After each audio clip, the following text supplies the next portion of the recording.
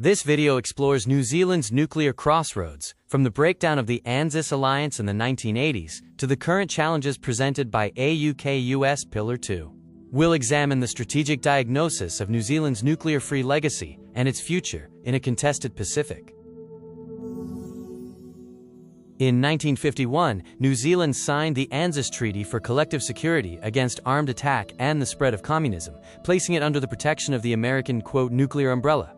The reality was a conventional alliance deeply reliant on U.S. nuclear deterrence. Between 1966 and 1974, France conducted 41 atmospheric nuclear tests in the Pacific, galvanizing a grassroots anti-nuclear movement in New Zealand. A petition demanding an end to nuclear power and weapons garnered over 10% of the population's signatures by 1976. The neither confirm nor deny paradox emerged with New Zealand's 1984 policy banning nuclear-armed or nuclear-powered ships.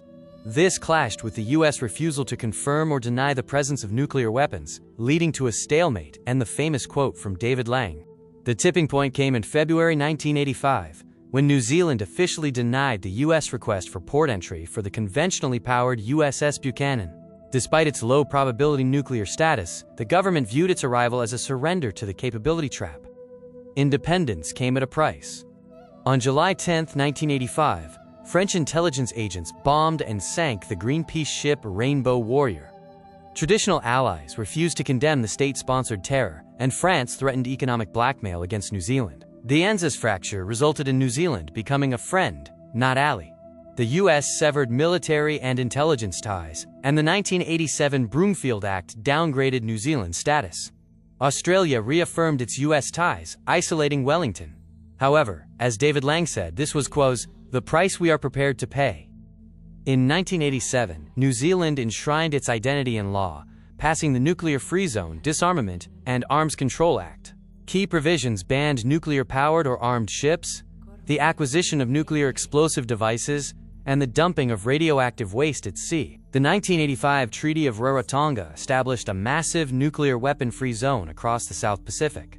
Unlike New Zealand's strict domestic law, the regional treaty allowed individual states to permit port visits by nuclear-armed ships, a compromise for Australia's U.S. defense ties. The 1986 Defense Committee of Inquiry confirmed the anti-nuclear stance was an unbreakable national consensus. Polls showed 92% opposed nuclear weapons in New Zealand, and 52% preferred breaking all defense ties over admitting nuclear ships. The geopolitical trade-off involved costs, such as technological isolation and asymmetric defense spending. However, the gains included unmatched Pacific diplomatic credibility and trade independence, fostering a strong economic relationship with China. In the 2020s, a deteriorating strategic environment led to the formation of the AUKUS Security Pact to counter rising Chinese influence. For New Zealand, operating an independent foreign policy in this highly contested, multipolar environment has become increasingly difficult. A UK-US Pillar 1, focusing on nuclear-powered submarines for Australia, is a strict no-go under New Zealand's 1987 legislation. However, Pillar 2, concentrating on advanced non-nuclear military technologies, is being explored as a non-nuclear loophole for strategic reintegration. Arguments for joining Pillar 2 highlight maintaining interoperability and bolstering deterrence. Opponents warn of being locked into US-led Western conflicts, economic retaliation from China, and destroying New Zealand's non-adversarial Pacific legacy. The ultimate test for Wellington is reconciling its deep historical reliance on Anglosphere security with the independent, Pacific-led moral authority it forged during the Cold War. New Zealand must navigate this multipolar world while upholding its nuclear-free legacy.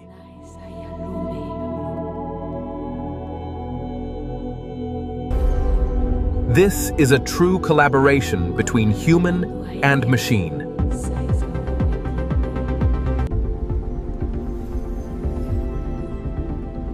Elevate your perspective.